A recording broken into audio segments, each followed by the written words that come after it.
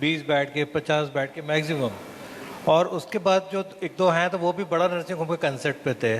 तो हम लोग खुद ही, जब हम लोग खुद देखते थे कि अपने परिवार वालों को भी हम भोपाल के बाहर लेके जाते थे, या तो इंदौर लाते थे अगर बहुत वैसा हो, या थोड़ा भी क्रिटिकल हुआ तो फिर हम दिल्ली, बम्बई या हैदराबाद, चेन्नई की तरफ रुक करते थे।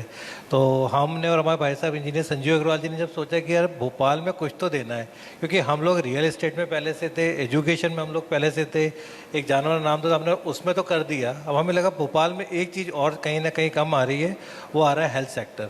तो उसी चीज़ को फोकस करते हुए जब हमने सोचा और हमने एक 350 बेड का कॉर्पोरेट हॉस्पिटल बनाया, फिर उसके लिए भी बड़ा आत्ममंथन किया हमने कि यार क्या करें, अपना ही नाम से चलाएं, क्योंकि हम तो खुद भी एक अच्छा शहर में नाम रखते हैं, मध्य प्रदेश में नाम रखते हैं कि माय सेज के नाम से करें। फिर लगा नहीं, कहीं ना कहीं क्योंकि हम उस लाइन के लिए नए हैं, तो हमने उसके लिए सोचा कि नहीं, हमको एक अच्छा SOPs चाहिए, एक अच्छा नाम चाहिए, गाइडेंस चाहिए। तो फिर हमने कॉर्पोरेट हॉस्पिटल में सोचा और फिर हमने अपोलो से बात करी और अपोलो से टाइप किया। तो अब हम बहुत जल्दी दिवाली के जस्ट बाद भोपाल को एक चिकित्सा में एक अच्छी सौगात देने जा रहे हैं। भोपाल के लिए भी एक बड़ी सौगात है। सर, अक्सर जब नए हॉस्पिटल आते हैं, खासतौर पर जब ब्रांड बड़ा हो, नाम बड़ा हो, तो एक धारणा बन जाती है कि नहीं, बहुत महंगा होगा, आम व्यक्ति से पहुंच से दूर होगा यहाँ की जो मेडिकल फैसिलिटी हैं।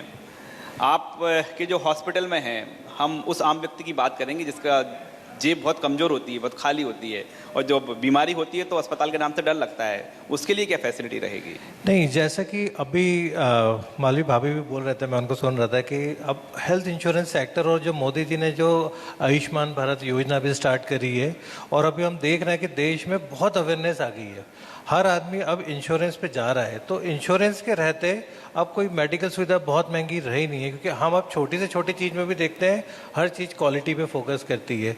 आप चाहे वो एजुकेशन में देखें, चाहे रियल एस्टेट में देखें, चाहे कोई भी आप बिजनेस देखिए, स्टार्टअप देखिए, हर चीज़ में, क्योंकि अब नई नई जो टेक्नोलॉजीज आ गई हैं वो कहीं ना कहीं चीज़ों को और महंगा तो नहीं कर रहे हैं, सस्ता ही इनफैक्ट कर रहे हैं, जो मुझे लग रहा है। और जो खर्चा आप बाहर जाके देख रहे हैं, अपन मेट्रो सिटीज़ में देते हैं, वहाँ रहने का, खाने का, हर चीज़ के जो खर्चे और मल्टीफोल्ड हो जाते हैं, वो कम से कम यहाँ आपके पूरे बच जाएंगे। तो आप बिल्कुल निश्चिंत रहिए, क्योंकि हमने जो खोला है वो पैसे के लिए नहीं खोला हॉस्पिटल सिर्फ भोपाल और मध्य प्रदेश को एक सौगात देने के लिए चिकित्सा क्षेत्र भोपाल में। उम्मीद भी यही करता है कि बिल्कुल मेडिकल फैसिलिटी मिले, कम से कम दाम में मिले, बेहतर सुविधाएं मिले। बस अब उसी का सब देख रहे हैं। तो हमारे पास दबाव बहुत बढ़ गया है, जैसे आप बोलते हैं ना कि दबाव अब इतना ज़्यादा हो गया है कि सब अब यही सोच रहे हैं, तो अब हमें अच्छा करने के लिए और कटिबद्ध होना पड़ रहा है। इसीलिए हम बहुत फूक फूक के कदम रख रहे हैं और बिल्कुल भी जल्दीबाजी नहीं कर रहे उसको चालू करने की, कि एक साथ जब सारी चीज़ें पूरी व्यवस्थित एक अच्छे सुचारू रूप से हो जाएंगी तब हम उसको स्टार्ट करेंगे। और अब हमें लग रहा है कि हम बिल्कुल दिवाली के बाद भोपाल में एक नया मेडिकल हब ले ही आएंगे। डॉक्टर जैन, हम जो बात कर रहे थे, मेडिकल सुविधाएं हैं, मेडिकल फैसिलिटी महंगी होती हैं, लगती हैं, लेकिन जो तमाम गवर्नमेंट की योजनाएं हैं, जो इंश्योरेंस भी जिस तरह से निकल कर सामने आया, मेडिकल इंश्योरेंस, आपको लग रहा है कि उस व्यक्ति का पहुंच चुका है जहां तक ज़रूरत थी, लोग इसका फ़ायदा ले रहे हैं, बेनिफिट्स ले रहे हैं इसका? अवेयरनेस तो डेफिनेटली बढ़ रही है, और सूनर और लेटर जो हेल्थ सिस्टम है जी, वो गवर्नमेंट के हाथ से निकलकर प्राइवेटाइजेशन की तरफ ही जाना है, क्योंकि गवर्नमेंट इतनी ज़्यादा पॉपुलेशन को ठीक से केयर नहीं दे सकती है, उसमें प्राइवेट सेक्टर को हाथ बढ़ाना पड़ेगा। और जब प्राइवेट सेक्टर उसको आएगा तो जो फाइनेंस वाला इशू है वो इंश्योरेंस के, हेल्थ इंश्योरेंस के माध्यम से होगा, चाहे वो आयुष्मान के रूप में हो, चाहे पर्सनल जो हेल्थ इंश्योरेंस होता है वो हो। क्योंकि आयुष्मान भारत जो है एक बहुत ही बड़ा स्टेप है गवर्नमेंट ऑफ इंडिया ने, जो पहली बार किसी गवर्नमेंट ने इस बारे में सोचा कि जनरल पब्लिक जो हेल्थ इंश्योरेंस अफोर्ड नहीं कर पाती है उसको एक दूसरे फॉर्म में आयुष्मान के रूप में दें। ठीक, तो धीरे धीरे ये सब लोगों में अवेयरनेस बढ़ेगी और लोगों का जो पब्लिक का जो भागीदारी है हेल्थ के लिए वो इंश्योरेंस के माध्यम से होगा या आयुष्मान माध्यम से जो कुछ कंट्रीब्यूशन है वो होगा।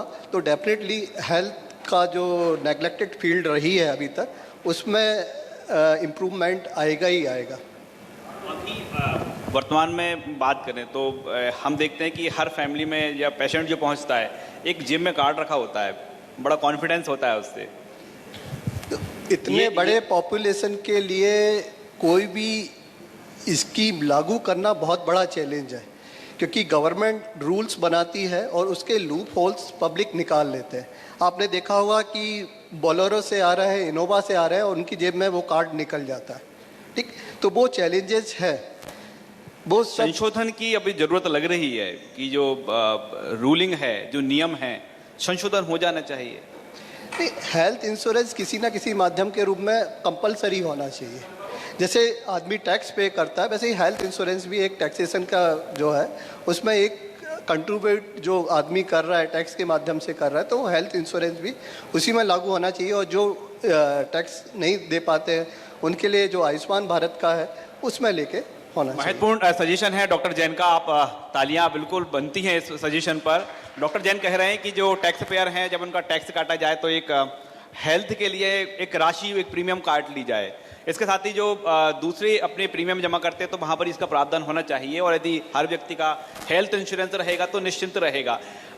डॉक्टर असद साहब, आपसे जानना चाहेंगे, जो डॉक्टर जैन साहब की बात को आगे बढ़ाते हैं, ये जो सजेशन आया है कि यदि हर व्यक्ति के जेब में इंश्योरेंस कार्ड होगा हेल्थ को लेकर, तो स्वास्थ्य को लेकर जो चिंता थी वो खत्म हो जाएगी, और जो बीमारियां बढ़ जाती है ना सोच कर, वो भी कम हो जाएंगी। जी बिल्कुल, ये महत्वपूर्ण कदम होगा, पर ज़रूरी चीज़ ये है, जैसे पिछले 2 सेशंस में भी हम इसी बात को डिस्कस कर रहे हैं कि पर्सनल अवेयरनेस बहुत ज़रूरी है। पर्सनल अवेयरनेस नहीं रहेगी तो वो इंश्योरेंस कार्ड रख के भी अपनी हेल्थ का ख्याल नहीं रख पाएगा। तो उसमें यही है कि ऐसे प्रोग्राम्स जिसमें हेल्थ के लिए एजुकेट किया जाए, इवन जैसे प्राइमरी स्कूल्स के अंदर भी ये किया जा सकता है। शुरुआत तो वहीं से हो सकती है कि स्कूल से ही हेल्थ अवेयरनेस के लिए शुरुआत की जाए। मुझे अभी भी याद है कि हम जब प्राइमरी में थे तो कम से कम आँखों की जांच तो वहाँ पर हो ही जाती थी कि एटलीस्ट आई चेकअप आपने करा लीजिए, किसी को दृष्टि में प्रॉब्लम है तो वो शिक्षक पकड़ लेता था वहाँ पर कि इसके दिखने में प्रॉब्लम है, और कहीं ना कहीं साल 2 साल में एक बार हेल्थ आई चेकअप का कैंप तो हो ही जाता था। अब समय बदलने पर दूसरी बीमारियां बढ़ी हैं, और बच्चों में अवेयरनेस, ये चीज़ आप देखिएगा कि आपका भी अगर बालक है और वो स्कूल जा रहा है तो अगर वो कुछ सीख के आएगा तो आपको ज़रूर बताएगा कि आज हमने ये नया सीखा है। तो उससे शायद हम पेरेंट्स की अवेयरनेस को फैमिली तक पहुंचा सकते हैं, और इस चीज़ को दोनों ही सामंजस्य की आवश्यकता है कि आपके पास एक इंश्योरेंस भी हो साथ में और एक अवेयरनेस हो जो एजुकेशन के थ्रू कंप्लीट हो सकता है। डॉक्टर प्रशांत जैन, एक जो आम धारणा है, जब पेशेंट मरीज हॉस्पिटल पहुंचता है तो सब आगे निगाहें टिक जाती हैं, यदि कोई क्रिटिकल बीमारी है तो जांचें होंगी, जांच की रिपोर्ट क्या आएगी। ये कितनी महत्वपूर्ण होती है जांच की रिपोर्ट? बड़ा जो पेशेंट के जो परिजन हैं, जो साथ में अटेंडर हैं, डरे रहते हैं, सहमे रहते हैं, पता नहीं रिपोर्ट क्या आ जाए। तो कई बार ये होता है कि 2 से 3 दिन का समय लग जाता है। आप जो नया हॉस्पिटल शुरू करने जा रहे हैं वहाँ पर कुछ एडवांस टेक्नोलॉजी ला रहे हैं कि जांच जो है जल्द हो जाए? बिल्कुल, एक्चुअली अब जो इतनी सारी नई एडवांस टेक्नोलॉजीज़ आ गई हैं तो अब टाइम तो बहुत कम लगता है। ये 2 या 3 ही जांच अब ऐसी बची हैं जो कि बहुत रेयर होती हैं और जो कि बहुत लंबा टाइम लेती हैं, और बहुत ही स्पेसिफिक हमें कुछ चीज़ देखना हो तो।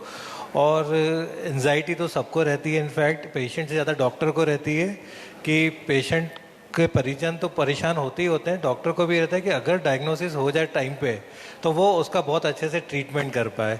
तो उस डायग्नोसिस के लिए जांचें बहुत ज़रूरी हो गई आज टाइम। पहले तो नाड़ी वैद हमेशा जो था पुराने ज़माने में सुनते थे कि नाड़ी देख के वो बता देते थे, लेकिन अब सिम्टम्स इतने चेंज हो गए बीमारियों के, तो अगर कोई भी जांच होती है और उससे आपको डायग्नोसिस प्रॉपर हो गया तो उसका ट्रीटमेंट बहुत तेज़ी से और बहुत जल्दी से चालू हो जाता है और बहुत प्रिसाइज हमको पता पड़ जाता है। पहले तो बहुत सोच के कि यार है तो 4 बीमारी की दवाई एक मिक्स करके दे दें, अब ऐसा नहीं है। अब अगर बहुत सुपर स्पेशलिटी हो गई, आप देखते हैं आज के टाइम में कोई भी जनरल फिजिशियन के पास जाना पसंद नहीं करता है। अगर आज आदमी को शुगर की बीमारी है तो वो एंडोक्रिनोलॉजिस्ट के पास जाएगा, उसको घुटनों के दर्द की बीमारी है या कोई है तो रिमोटोलॉजिस्ट के पास जाएगा। तो ये नाम जो हमने पहले नहीं सुने थे, अब सारे लोगों को मालूम है कि इस तरह के अलग अलग विधाओं में डॉक्टर्स होते हैं, अलग अलग तरह की बीमारियां होने लगी हैं, तो उनके लिए जांचें तो बहुत ज़रूरी हैं। एंजाइटी लेवल ज़रूर है कि अब, लेकिन टाइम के साथ क्योंकि ये एडवांस मोबाइल आ गया है सबके पास, गूगल पे सबके पास सब कुछ अवेलेबल है। तो पेरेंट्स जो साथ में रहते हैं, पेशेंट के अटेंडर्स जो साथ में रहते हैं, वो अवेयर रहते हैं। बहुत बार उसका नुकसान भी ज़्यादा होता है, क्योंकि ज़्यादा गूगल करने से टेंशन भी ले लेता है आदमी, जबकि डॉक्टर्स हमेशा उसे कंसोल करने के लिए बैठा रहता है। ये जो स्ट्रेस होता है ना परिजन को, ये बीमारी का कारण बनते हैं। 100% ये स्ट्रेस, क्योंकि बीमारी नाम ही ऐसा है कि जिससे सबको स्ट्रेस हो जाता है। लोगों को बहुत लगता है, मैं भी जब था सोचता था कि जब मैं पीएमटी तैयारी करता था हमेशा सोचता था यार, सब लोग बोलते थे कि यार डॉक्टर्स हैं ये बहुत पैसा लेते हैं, ये वो करते हैं, इनमें भावनाएं नहीं होती, इनमें भावनात्मक इमोशंस नहीं होते। लेकिन वो बेचारे करें क्या, वो रोज़ जिस चीज़ को देखते हैं, अगर वो इमोशंस में बहने लगे तो उनका हर चीज़ में हाथ कांपेगा। अगर सर सर्जरी कर रहे हो, अगर वो इमोशंस में होंगे तो वो हाथ का उनका कांपा तो आप समझिए काम खत्म हो गया। तो उन्हें अपने इमोशंस कंट्रोल करने पड़ता है। अब ये सोचिए कि वो अपना कितना अपने आप को रोकते हैं, लोगों को वो बहुत रोकते हैं। डॉक्टर्स जितने भी रहते हैं वो अपने इमोशंस को, अपनी चीज़ों को रोक के सोचते हैं कि अपने परिवार को पीछे रखते हैं हमेशा, क्योंकि उनके लिए हमेशा पेशेंट फर्स्ट होता है। डॉक्टर विनीत, पेशेंट उनके परिजन को एक तसल्ली दे देना, एक जो अलग तरह की थेरेपी होती है कि डॉक्टर और पेशेंट और उनके परिजन की एक हेल्दी चर्चा हो जाए। पेशेंट यही चाहता है कि बस बीमारी का थोड़ा सा विस्तार से बता दें कैसी बीमारी है, और ऐसे डॉक्टर इसको मेंटेन भी करते हैं, तो बड़ी तसल्ली हो जाती है मरीज को। आप अपने हॉस्पिटल में ये जो ये नई थेरेपी है, नहीं तो नहीं कहा जाएगा इसको, ये जो अनोखी थेरेपी है, रिलेशनशिप की थेरेपी है, आप कैसे मेंटेन करते हैं इसे? संवाद बहुत ज़रूरी है, किसी भी क्षेत्र में हो, किसी भी विधा में हो। और जो हेल्थ सेक्टर है वो विश्वास पे रहता है। अगर विश्वास है डॉक्टर और पेशेंट के बीच में, जब संवाद होगा तभी उसमें विश्वास डेवलप होगा। अगर वो संवाद नहीं है, पेशेंट को डॉक्टर के ऊपर फेथ नहीं हो पाता है, अगर उसे शक होता है कि हाँ इन्वेस्टिगेशन लिखे हैं तो कहीं कोई दूसरे रीजन की वजह से तो नहीं लिखे हैं, जब तक अगर ये विश्वास तभी डेवलप होगा जब संवाद है। अब कई बार होता है कि बिजी ओपीडी में इस पॉसिबल नहीं होता है, तो हम लोग असिस्टेंट डॉक्टर्स रखते हैं जो कि पेशेंट के लिए एक सहायक की तरह काम करता है। कई बार डॉक्टर सीधे आंसर नहीं दे पाते हैं, तो उनके जो सहायक डॉक्टर हैं वो पेशेंट की जो शंकाएं हैं, जो उनके और डिटेल में जो जानना चाहते हैं उसके बारे में हेल्प करते हैं। तो हमारे हॉस्पिटल में सभी डॉक्टर्स के पास में पर्सनल असिस्टेंट डॉक्टर्स होते हैं, जो पेशेंट की फ़ोन मोबाइल पे जो जानकारी है या सर्जरी से रिलेटेड कुछ बाद में कुछ उन्हें जानकारी चाहिए तो वो उपलब्ध डिटेल में कराते रहते हैं। आप डॉक्टर असद, इसके लिए तो अब बाकायदा हॉस्पिटल में एक अलग से स्टाफ भी होता है जी। बेसिक वर्क क्या है उसका? जी देखिए, काउंसलिंग जो है वो बहुत महत्वपूर्ण माध्यम है कि वो मरीज़ के साथ किया जाए। कोई भी पेशेंट अगर कोई भी डॉक्टर या हॉस्पिटल के पास आता है तो एक मौखिक कंसेंट तो होता ही है कि उसे एक विश्वास है कि मैं जिस डॉक्टर के पास जा रहा हूँ उनसे हमें हमारी बीमारी का निराकरण मिलेगा। पर जैसे सर ने बताया कि आजकल बीमारियों में जटिलताएं हैं, जटिलताओं के लिए जानने के लिए जांचें आवश्यक हैं, और जांचों में क्या रिपोर्ट आई है उसको समझाने के लिए भी पेशेंट्स को सेशंस देना पड़ते हैं। तो डेफिनेटली काउंसलिंग एक बहुत महत्वपूर्ण स्टेप है जो हर स्टेप पे, मतलब इनफैक्ट मरीज को देखने के दौरान, उनकी जांचों के रिपोर्ट डिस्कस करने के दौरान, और जब उनको दवाइयाँ प्रोवाइड की जाती हैं और भर्ती करके इलाज किया जाता है, इन सभी स्तर पे काउंसलिंग और संवाद की आवश्यकता है, और जो बखूबी रूप से मुझे लगता है कि डॉक्टर्स कर रहे हैं। बहुत बहुत शुक्रिया हमसे महत्वपूर्ण चर्चा करने के लिए। और मध्य प्रदेश में जो हेल्थ सेक्टर में नए आयाम तो गढ़े जा रहे हैं, साथ में नई हॉस्पिटल भी आ रही हैं। डॉक्टर्स बता रहे हैं कि कितना ज़रूरी होता है डॉक्टर और